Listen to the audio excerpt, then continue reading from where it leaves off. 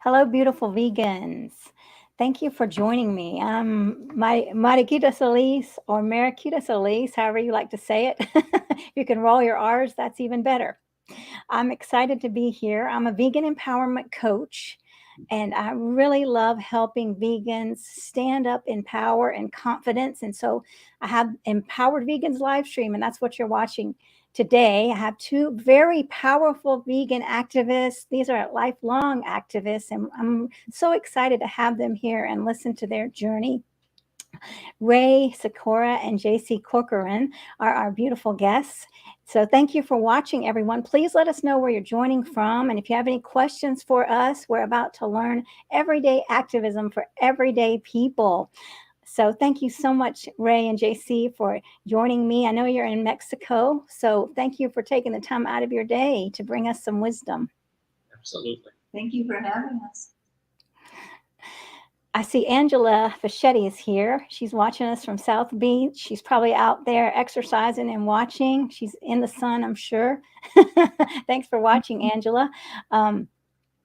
So we did try this before, and technical difficulties is allowing us to do this again. So I'm excited. I learned a lot last time. And activism can be sometimes overwhelming for new vegans. They don't know really how to start, and they think, I'm scared to get up. I'm scared to talk about veganism. So I don't know what to do. What should I do? And then they don't take any action. So that's what we're here to learn today. But first, I'd like to know a little bit about y'all's story. Rae, when did you become vegan? Let's see, 46 years ago. I always forget how long ago. 46 years ago, but it was kind of accidental.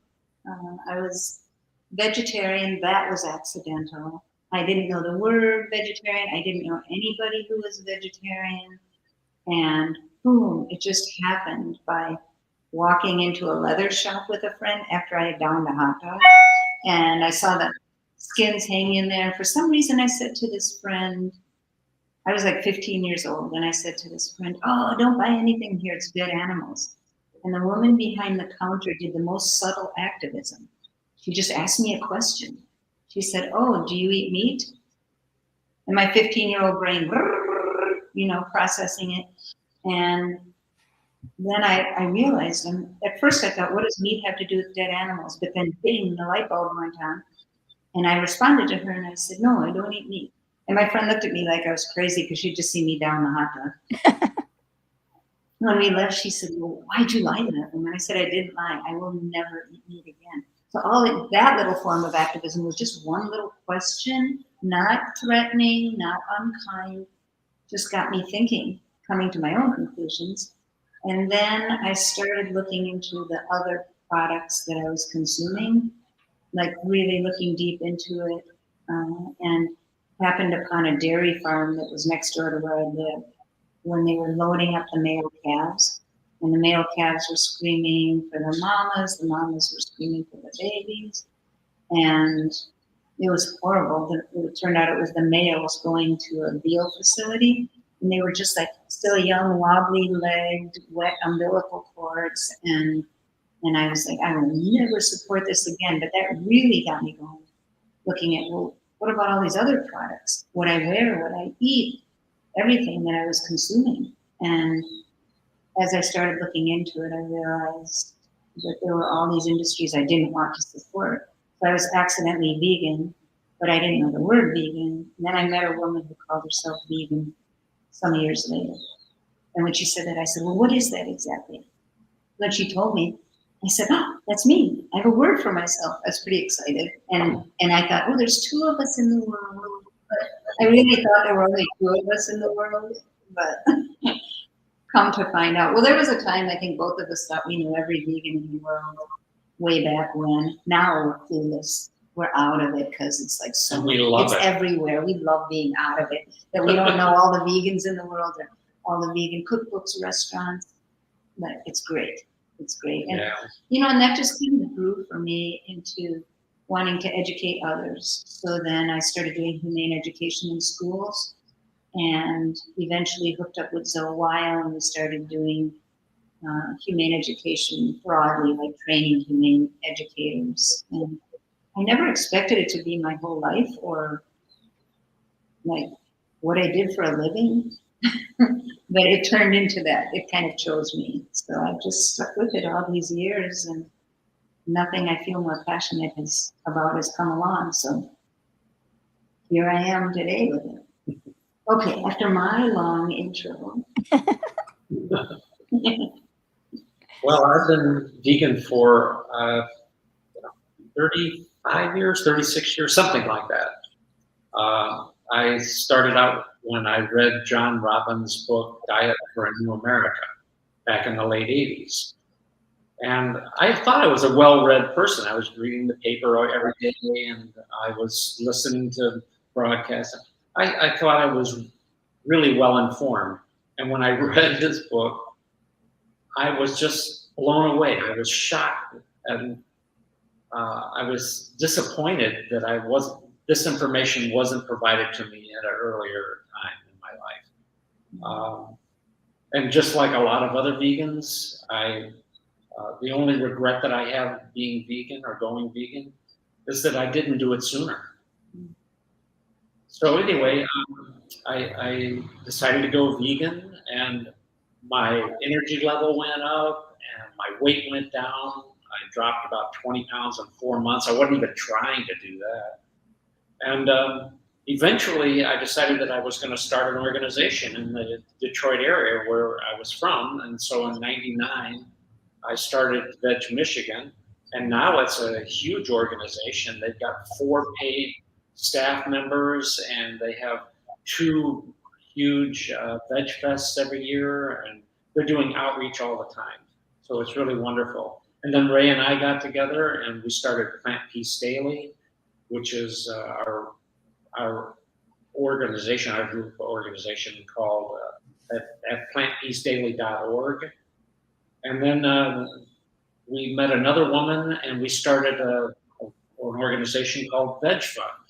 And VegFund is now, and all across the globe, is doing outreach for vegan activists, helping to pay them or helping to provide them literature and food samples and that kind of thing to do their outreach. And they've got a multi-million-dollar budget now, so it's really wonderful. We were very fortunate to have gotten on the ground floor of these organizations and helped out. And by the way, Rae is the co-founder of Institute for Humane Education, which is a fabulous organization as well. So anyway, that's where I came. Then we got together. Now we're more than the sum of our parts. That's a wonderful collaboration, and that's something we need to do. Is all come together. Yeah, for sure. Yeah, that's very, very important. As long as we support each other, then we really can stand strong. So, yes. And our personalities are quite different, and the forms of activism that speak to us are quite different. So that's how we got this idea to encourage others to do activism, because I was like, "You're doing what?" And JC was like, "You're doing what?" Because we're just so different. And we realized, we wanted to have something that was like a go-to book guide for people who are introverts or extroverts, have no time, have a lot of time, have no money, have a lot of money, for everybody, because it is, doing activism doesn't have to be going out and doing protests. Right. And it is really available to anyone. You don't have to leave your desk if you don't want to do activism. So we really wanted something that could guide people exactly where they're at. Not that there's one cookie cutter way to be an activist. And in a non-judgmental way, just like it's okay if you have no money, no time, and you're an introvert. So much you can do. And it's so satisfying. When you do activism like that, you go, "Oh, that's so great." Because years later, we'll hear about people who have gone vegan as a result of something that we did. We just planted a seed years and years ago and had no idea that seed sprouted and grew into a massive tree. into a monster. We Yeah. created some monsters. Wow, that's very hopeful. I mean, that gives a lot of hope for people that want to see change immediately. I know there's a lot of frustrated people and they get so angry. What would you say to someone? I mean, if you're going out, if you were leading some activists today and you were going to go talk to people or do some activist work, what would you tell the young activists maybe that have never done it before? Should I go? Yeah. Yeah, I think it's really important for activists to understand what their process was. So I can't come up to someone and expect them to get in 5 minutes what took me 40 or 50 years to come to. You know, and we often do that. We expect people to like, boom, I want you to get this right now, or I'm going to be really discouraged. Look at everybody we bumped into and all the information we bumped into to end up where each of us are today. And so that would be my advice, would be like, don't despair. Like, don't think that people are going to get it right away. And often people have to hear things many times before it really sinks in. You might be the first seed being planted. And to accept that, don't look for the results, just do what has sustainability, what you have a passion about, and what's within your skill level, for sure, what won't burn you out. Yeah. Okay, you have more to add to that long? No. That's a good summary of what we should all be doing. That's a great that's a great mindset, a great attitude to have. I mean, you're not having any expectation, you're being realistic, and you're accepting people where they are. Yeah, you cannot pound it into somebody to be vegan. Oh, They no. have to be inviting. You have to be inviting, or they won't accept it. Yeah, I mean, nobody really wants to join a community of people who are going, rah, rah, rah, rah, rah. Right. You know, I mean. You should this, you should that. Yeah. You don't want to do that. Yeah, I always think invite instead of fight, because what we need to be is an irresistible community of joyful people. And it's not always easy. There's a lot of despair that people have once they look behind closed doors and closed gates and know what's going on. So I do workshops in despair repair, and it's just part of what I do. And in that, I just give people tools like to keep them from going into deep despair, because once you know the reality, it's pretty easy to feel that despair. But one of the biggest things is to not always look at how far we have to go in our movement toward compassion, but look at how far we've come. Like when I was first, this is just one example of how far we've come. When I was first vegan, nothing had the V on the package. Nothing had vegan on the package. That was a curse. That was the kiss of death. If you put that on there, it's like anti-marketing, you know? And now it's just the opposite. It's the opposite. There's vegan stuff. I mean, we're in Mexico. There's vegan stuff everywhere. And, you know, the town next to us, every restaurant has like vegan. Yeah. It's everywhere. You know, or JC will say, oh, when you're at the grocery, get me some ice cream. And I'm like, whoa, there's like 200 vegan ice creams. What kind do you want? This was not a problem before, you know, so it's a beautiful problem. Yeah. That's amazing. Yeah, when I went to visit my dad's hometown, probably about 5 or 6 years ago, and yeah, I'm at that 5 or 6 years in a tiny little town in Mexico, I still could get tofu and soy milk. So I mean, that's a blessing in these tiny little stores. It's available. It was available. So that just shows how, you know, times have really progressed. Absolutely. Yes. And what would you say about people that, I know that people get angry at others, like if we're taking this nice, calm approach towards others and accepting that they can't change right away. I know that I've been called an apologetic vegan. I'm apologizing for them. What would you say to that? Oh my God. I wouldn't say apologetic vegan. Like, you can be inviting and positive without being apologetic. You know, like I would say that JC and I never let something slide. Not a comment, not an abuse situation, nothing. We do not let it slide. But the part of the person that we speak to the potential of the compassionate person in them.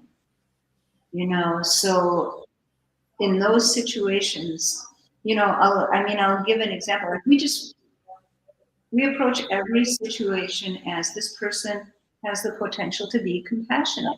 How do I invite them to that part of themselves? And most people consider themselves a compassionate people. Yeah, we just have sure. to show them the way to express it better. Yeah, without major judgment or you're bad, you're bad. You know, I had this guy showed up I lived in a little cabin in the Midwest on a river, and this guy showed up, and I had these signs posted all over that it was a wildlife refuge, no hunting. And bam, bam, bam, he pounded a bow hunter. He had his bow with him. And he starts screaming at me, just screaming at me. We've been hunting here for generations, and then you come along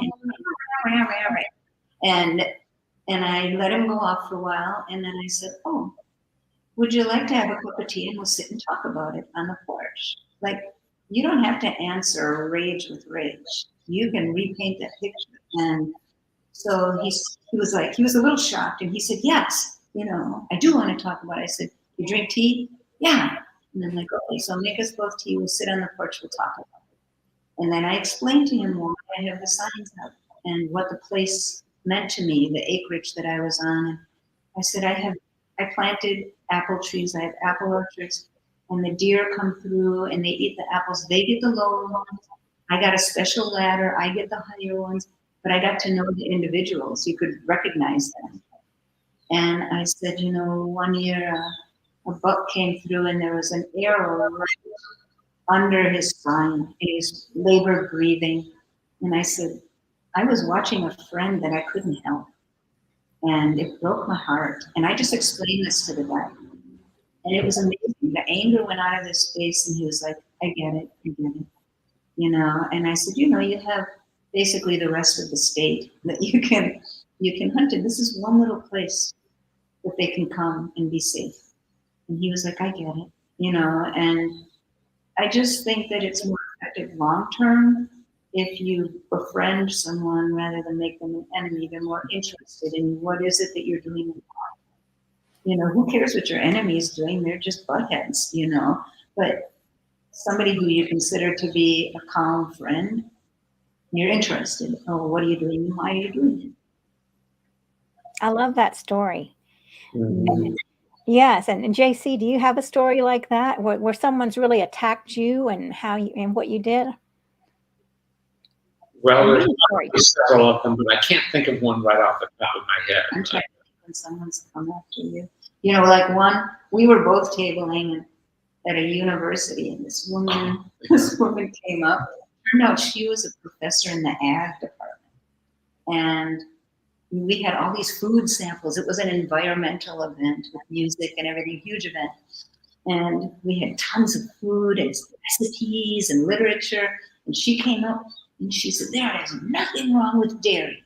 I don't know why you have literature that talks about the problem with dairy. And so then, you know, I said, like you and I were both standing there, and I was like, oh, but you didn't get mad at her either. You know, you're just like, here are the recipes. But I said, grab a brownie, let's make room because other people are trying to get to the table. We'll go over here and talk about it. So she had the brownie. She's eating the brownie. And I was telling her why we were opposed to the dairy industry. And she's eating the brownie. And I see the like anger in the face going, well, you can tell when the anger's going. And then she said, what's in this brownie? And I said, oh, I have the recipe over here. Oh, I'd like to get that recipe. And I was like, okay.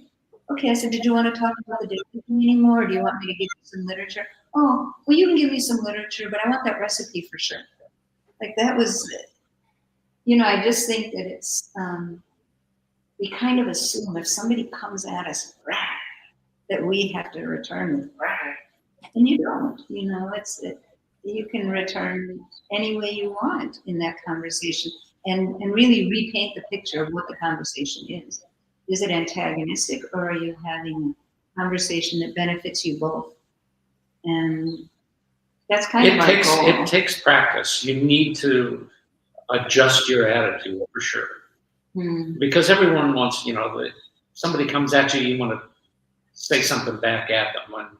And it just takes some practice and training to. There's so many opportunities to practice. You know, when I was first. You can always walk away and say, that one I screwed up.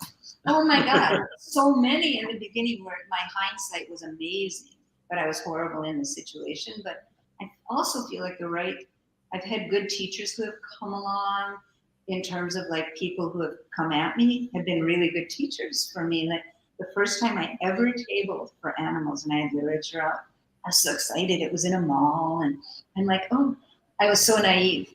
Everyone's going to be so happy to have the information. They're going to be so excited I'm here. And the first guy who came up to my table, he said, I hate you goddamn animal rights people. And I was shocked because I expected everybody to be so happy to see me. And in my innocence, I just said, oh, why? I just asked him why. I wasn't defensive. And he said, why? And then he explained why. I treat my animals well. He was a farmer. And I said, maybe we have more in common than you think. So let's just share our experiences with each other. And we did. And he stayed a long time. People came and went, but that guy stayed and we kept talking about it. And it was great. He left with a bunch of literature. He wasn't angry at me, but that was such a good lesson for me because I didn't come at him. I was just so shocked. I was like, well, why? That's all I said to him at first. And it worked, to just inquire. I think that we do, this would be another thing for new activists to get is like, we spend all our time thinking that other person should understand us. And in fact, it's much more effective to have the attitude, I want to understand this person, so rather than always trying to be understood, work to understand, just saying something simple like, tell me how that feels. There's really simple things where somebody can go around. It's so much more effective than spouting out a bunch of statistics at somebody, or telling them that they're compromising their health or something like that. It's just talking with them and getting to know them and getting them on your side. Yeah, for sure. And people want to be heard. Like they really want to be heard in a big way. And I learned that over the years, that like just understanding people and getting their story and hearing about their journey was really powerful. And I first heard about like the power of stories or people telling their stories. There was a woman named Fran Peavy, and have you ever heard of her? No. What was her name again? Fran Peavy. And she was amazing. She got a job as an inner city teacher in Harlem. And she was this like white woman, blue eyes. And so she thought, I'm not just going to jump into that school. I'm first going to live with the family for the summer before. And they can teach me what I need to know about the culture. So she did. She lived with an African-American family and then she taught at the school. But she learned the power of listening while she was doing that. She took a long sabbatical, made a poster that she rolled up that said, American willing to listen. And she got one of those around the world tickets where you can keep flying all the way around the world. And she would just set up in a public park and she'd unroll the banner and she'd sit on a bench and people would come tell their stories. And she had people lined up every morning when she'd get there. People would be lined up waiting to tell their stories. And all day people would line up and come talk to her to tell their stories. And I love all of her sharing about it because it's really, people just want to be heard. That's so beautiful. And you're right. I mean, we go in and we say they don't understand us. And have we stopped to think, did we bother to understand them? Did we bother to listen to them, right? Without judging. I mean, I'm with blame too here, right? I'm not a saint. I've judged people and thought, how can you do that? I mean, it's easy for me to think, you're so mean. Do you not get it? No, I mean, speaking with my friends, interactions just this week, I sometimes like am boiling inside. Can't you understand? And I have to like bite my tongue and be kind. I know they're on their own journey too. They're doing their best. I mean, my friend the other day said, well, I just couldn't. I tried to resist the meat, but I couldn't, and then I had to be like, Don't, be nice. Please be nice. This is a very sweet friend of mine who's doing her best. It's a transition. So just have to encourage her. She's really working hard at eating all the colors of the rainbow, her fruits and vegetables, and really say, you're doing it. Come on. I'm here for you when you need me, right? I'm here to support you, and you're doing great, and really, yeah, it's a not challenge. it's not always easy because we know what we know. We've seen the incredible suffering. If we were people who were in Germany during the Holocaust, if we were in the U.S. during African American slaves being brought over, it would be challenging to have a lovely conversation with people who were supporting those horrible things. It's really challenging. And so it is like we're living in those times, only now it's happening with other species more. And we know what we know. So it's really hard sometimes to just be with people, be present right where they are without all our judgments. So I get you. We're all guilty of it. And it's a practice. It's just a practice. Nobody's perfect. You're right. And being gentle with ourselves. If maybe we push someone away and maybe we thought we shouldn't have said that, but to forgive ourselves. We're not perfect again. Just like the person we're talking to is not perfect, right? We're all doing our best in this human experience, and they're doing the best they can. They think they have to eat meat. Many people, of course, they think that because that's what they've been taught their whole lives. So, we have to be understanding. This is what they were taught, just like I believed it for a long time. Yeah. And that's one of the reasons I recommend people don't try to change your family. Your family is probably the last people that you should try to make that change with. There are so many other people that you can affect and be very effective with your message. And eventually you may actually convert somebody who will actually be able to convert your family. Yeah, we kind of say go for the low-hanging fruit. Yeah. There's people who are really want the information. And of course we have many subversive ways to reach the people who don't know that they need the information. But that's what why our book was all about. But also, the family thing that's huge. Like we have the highest expectations of these people. Wait, these are intelligent, caring people who I grew up with. How can they not? Our expectations are much higher for family than for total strangers or even friends. And yeah, so I agree with you. Like focusing on family sucks a lot of energy, and sometimes they'll just be ready for it when they're ready for it. Right. My sister she's an animal rights vegan now, but she wasn't until she was, how old was she? In her 50s, 60s? 60s. In her 60s. And her reason for doing it wasn't you would never think. Wasn't the highest consciousness reason. She was visiting, and we were hiking, and she kept grabbing my thighs and squeezing, going, "Why don't you have cellulite?" And I'm like, "I don't know." And I told her, "Stop squeezing my thighs." And then she said, "Oh, I bet it's because you're vegan, and you're not out of breath when we're hiking. I bet it's because you're vegan." Not so, vegans have cellulite. But I didn't tell her that. I just quiet. And then she was going home. She had called me from the airport. She said, "I'm going to be vegan." So it was for cellulite. Like, cellulite. But, I say people do the environmental door, the animal door, the health door, and now I'm adding the cellulite door, for their reasons to go vegan.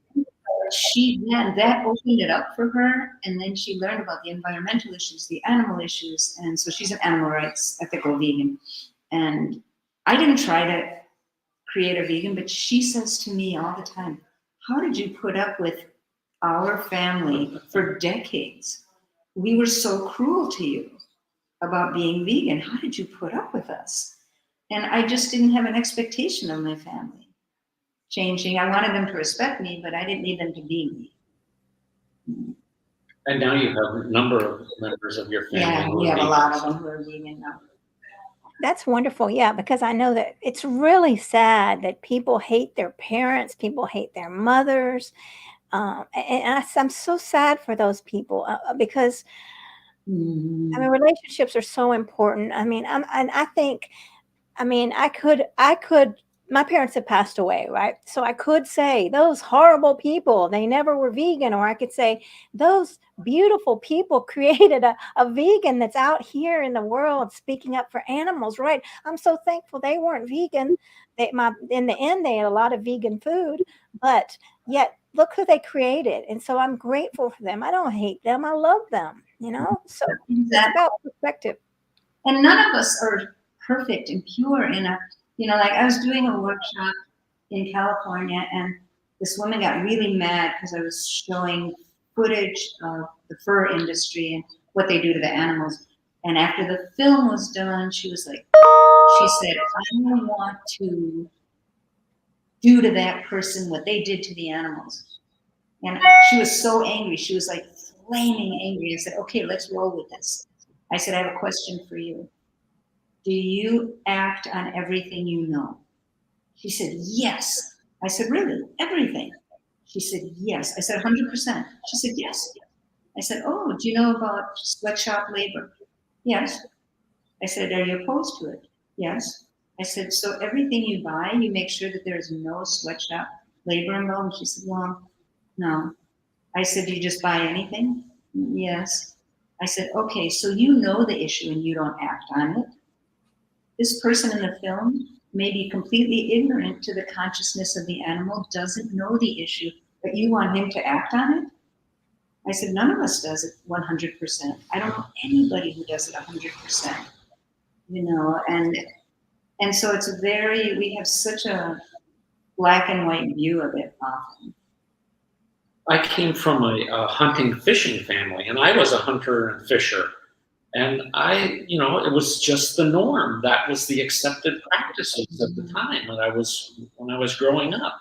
And afterwards, it wasn't until I became vegan that I started looking back at them and saying, wow, I was so misinformed and so ignorant about how these animals were behaving or reacting, and or what their lives were like. And it was just because I just did not know. So I had to forgive myself for that. Yeah, and you were doing your best with the tools that you had, like everyone. Whatever your education is, your culture, your exposure to different elements, that's your tools. And we all have different tools, and we're all doing our best with the tools we have. And it's, humans drive me nuts, but I get that they're all doing their best. It can be a very disappointing species. Right. You're right. They can be. And thank God for people that have woken up, right? I mean, if you're vegan, thank God for that. The awakening. Yes. Mm-hmm. So tell me about Ow, did you hear that? I don't know what that was. A little ding-a-ling. Yeah. Sorry, everybody, whatever that was. Tell me about everyday activism. What if you are an introvert, or what if you are homebound and you can't get out? What would you recommend to people that are afraid to talk? I mean, what are other ways to be an activist? Well, first of all, let's make sure that everyone knows that our booklet is available. You can get it as a PDF on our website, plantpeacedaily.org, under resources, and you can download it as a PDF. But you can also get it on Kindle. You can get it as a regular book on Amazon for very inexpensive. You can get it on Kindle for 99 cents, I think, or something like that. So it's available. It's out there. We want people to go there and to read it. And we're going to talk about some of the things that are in the book today, but we cannot nearly cover everything that needs to be covered. We'd be on here for a week with you if we want to cover everything. Well, so the book is Everyday Activism for Everyday People? It's Plant Peace Daily, Everyday Activism for People Who Care. Everyday Outreach. Oh, yes, I'm sorry. Everyday Outreach. It's been a while. You should read that book. I will.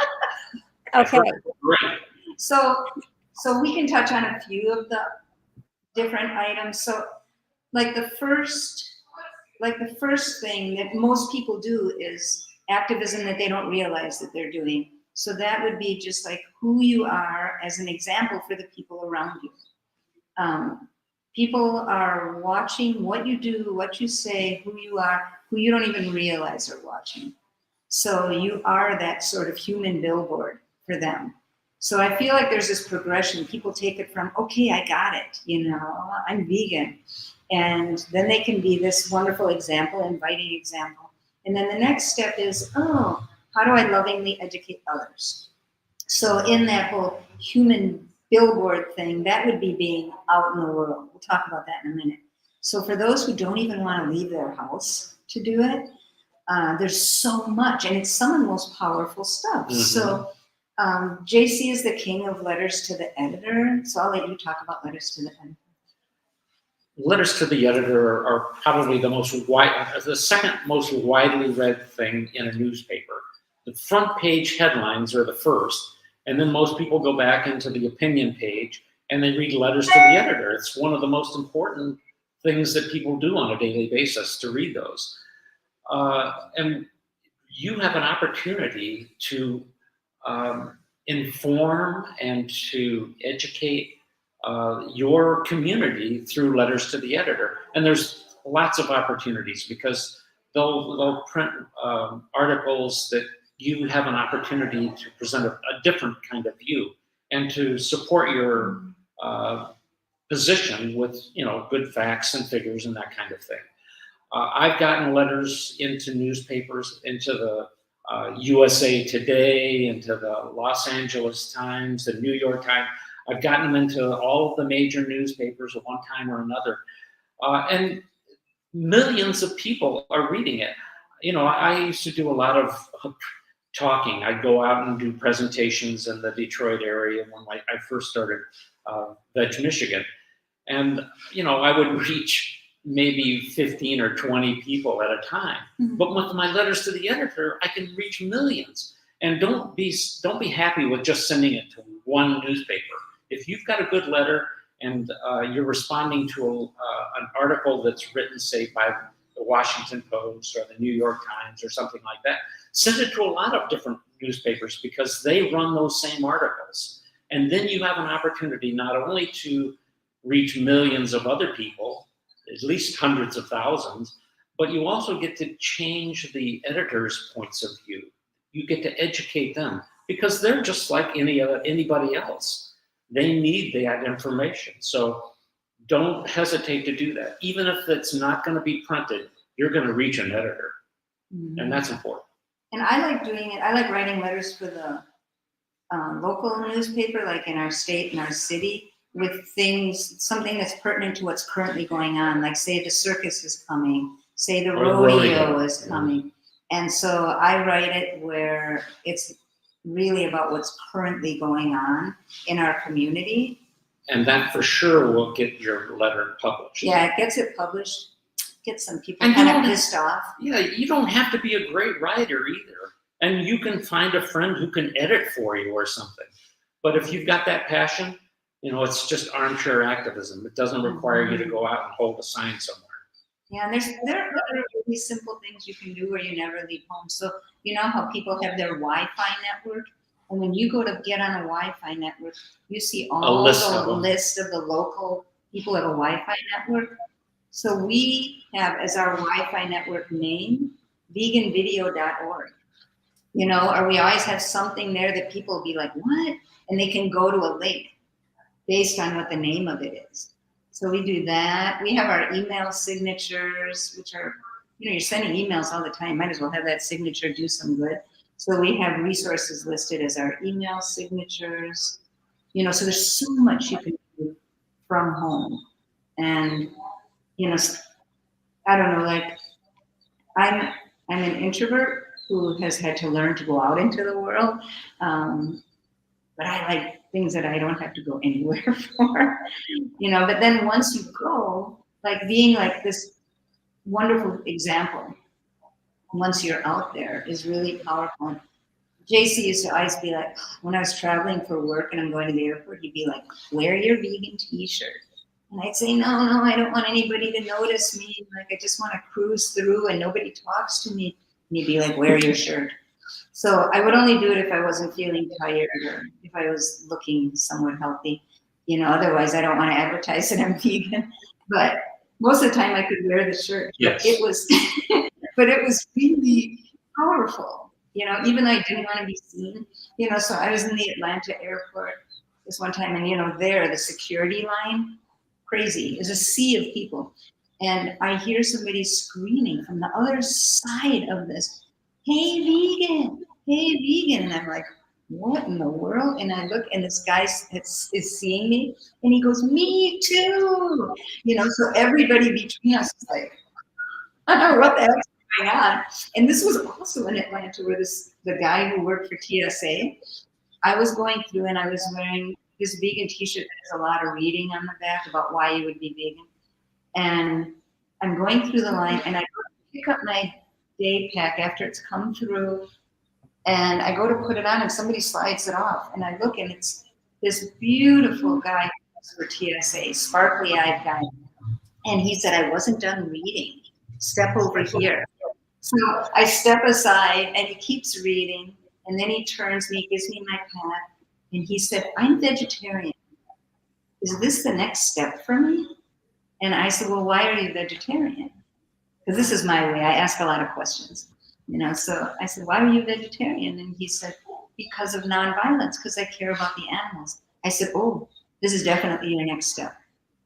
And then he thanked me, gave me a hug. This is TSA dude, you know, gave me a hug, and off I was on my way. Oh, from that T-shirt, you know. So it's very powerful. It's a simple thing, you know, and those things that just kind of like you're doing it anyway. I'm already in the airport, or like when we were on the road with our travel trailer, we're like, ooh, we saw the back of this travel trailer. We were on the road 3 years, yeah, with the travel trailer around the States, doing workshops and stuff. And we both saw an empty canvas, the big white back of the travel trailer. We're like, yes.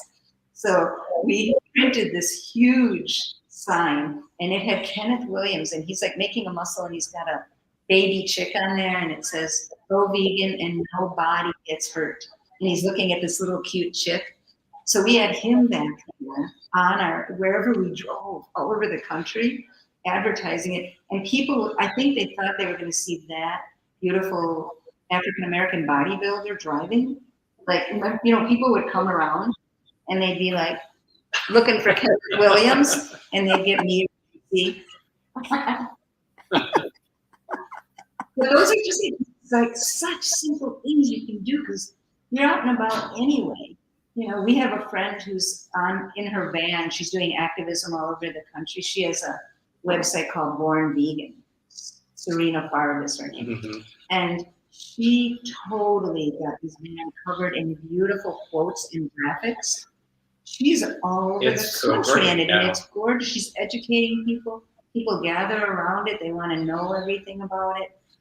She's organizing the vegan climate march that's coming up for the next Earth Day.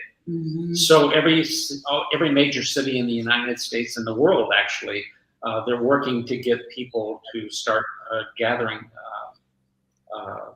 information people to put on these marches. Yeah. So it's another opportunity to be part of the vegan movement.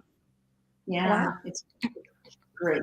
And then, like for other non-people, tell about your library displays. He's done a bazillion library displays. It's so easy. You don't, librarians, they have to put up a library display once every month.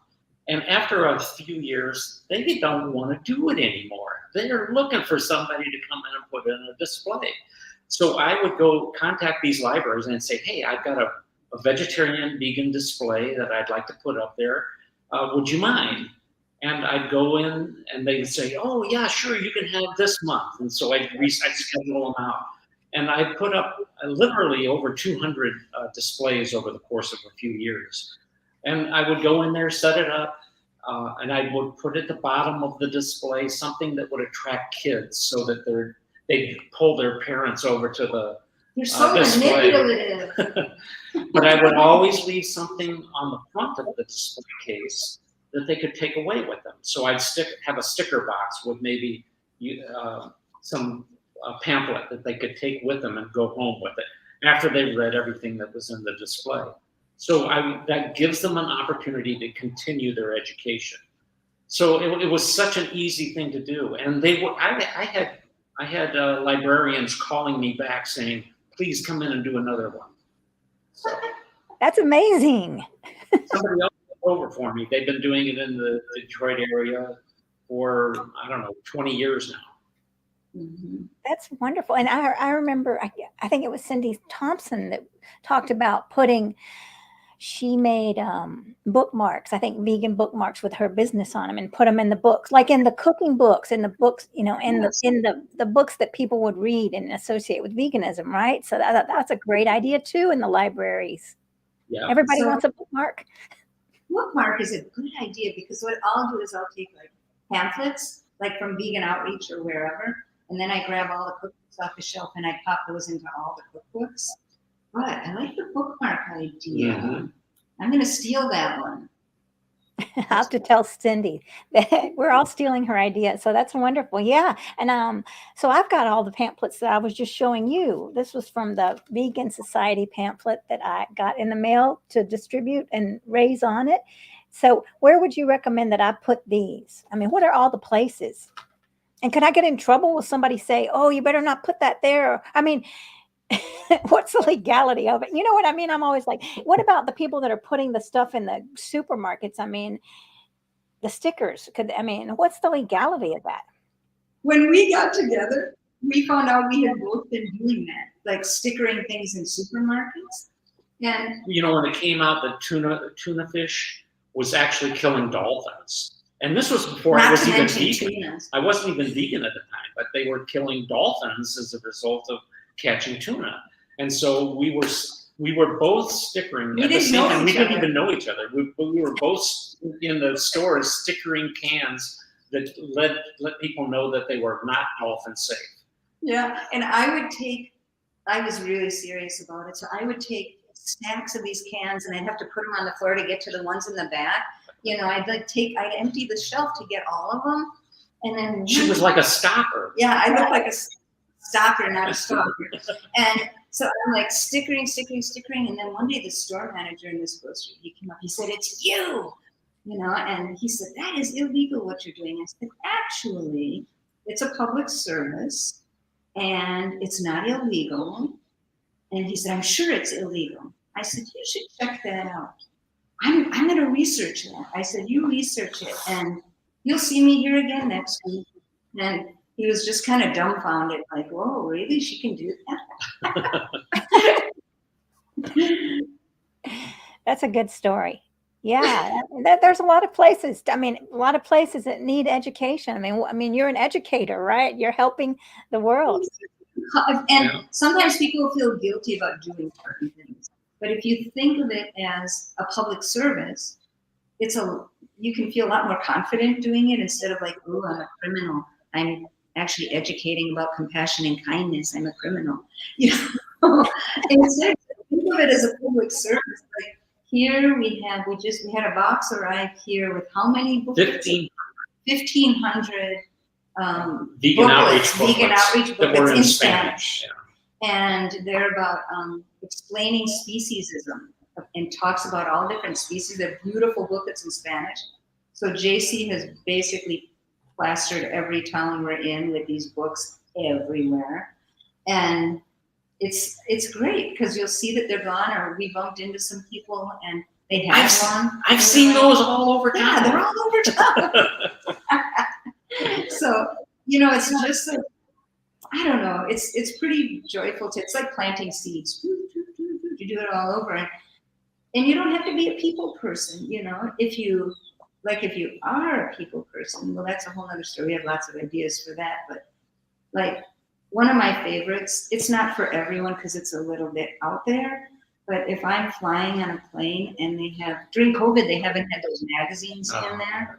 But they'll have them back again, the airline magazine. And before COVID, I was flying a lot for work. And so I would pull out the magazine and I always have a Sharpie with me. And I would edit the different articles so that they were And advertisements. and ads and all the ads so that they were vegan friendly. So like one had this article on, it was February, so it was Valentine's Day, and it was like perfect meals for romance or something like that.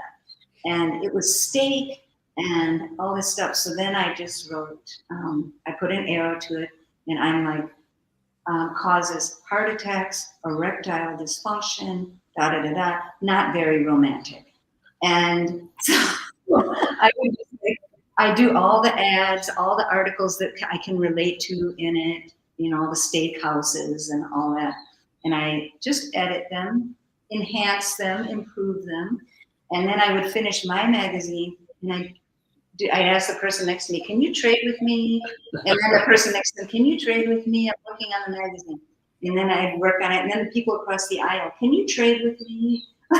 It's something to do on the airplane, but it's certainly not for everyone. Like some people would be like, oh, I'm going to get busted. You know, it's not illegal. It's a fine thing to do if you feel good about the message. but dozens of people end up reading it over the course of a month. Yeah. Well, these are great tips that we're learning here. And well, let me look at the comments here from Angela. She's saying, she's talking about her journey, 35-year journey, 46 years is impressive. And that's you, Rae, right? 46 years. Mm-hmm. Yes. Yeah. That's amazing. I don't know how many years I have, because vegetarian, vegan, and kind of both, you know how, that was my journey, choppy. So That's okay for you. For a lot of decades. We'll just say decades. yeah, decades. Well, it was when I saw Meet Your Meat with Alec Baldwin. That was in 95, I think. That was a long time. Yeah, and I still remember horrendous images from that. Oh my gosh. Anyway, yeah. So yeah, it's been an interesting journey, and well, I love being in it. And it's so much easier to continue on your journey when you have friends who are vegan as well. And we're just making a lot of friends for other would-be vegans. That's what we're doing. Yeah. And then, like, let's say somebody is a people person. Like, you're going to hear some loudspeaker stuff because we're in Mexico. People sell stuff out of their cars. Can you hear it? I can hear it, yeah. I always listen to hear what they're selling. It can be anything. It could be like an old refrigerator put together with duct tape, or it could be baked goods or papaya. Or gas, natural gas. Oh, yeah, or propane, yeah. Anyway, it'll go by quickly.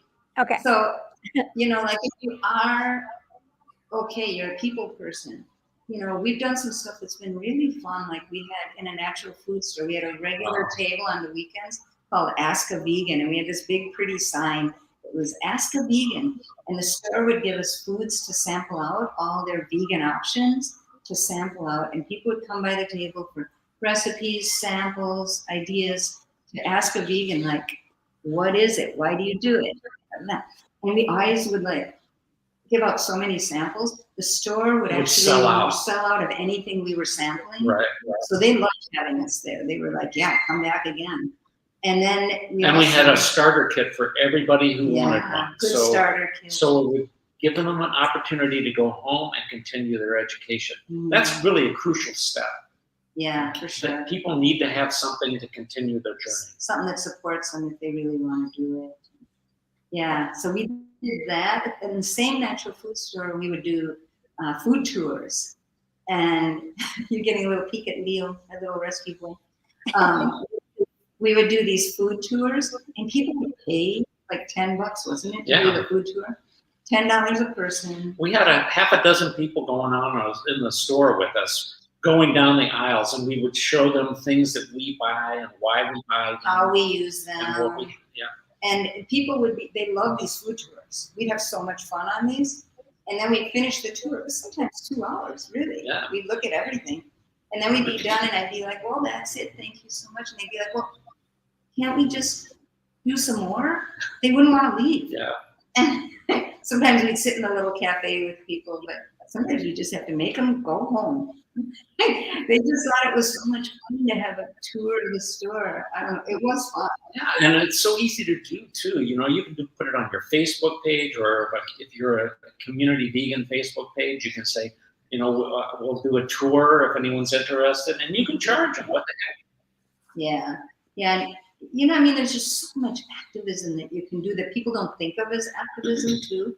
Like, we have a friend who's an amazing activist, does it with food at work. Like, she works in a huge hospital. She's a big shot there. And she brings in vegan food all the time. Vegan baked goods, vegan this, vegan that. She brings it in for her coworkers and some literature. And it's always in the break room, all the time. And she has created a hospital with a lot of vegans who, like, that was not in their trajectory of what they were going to become.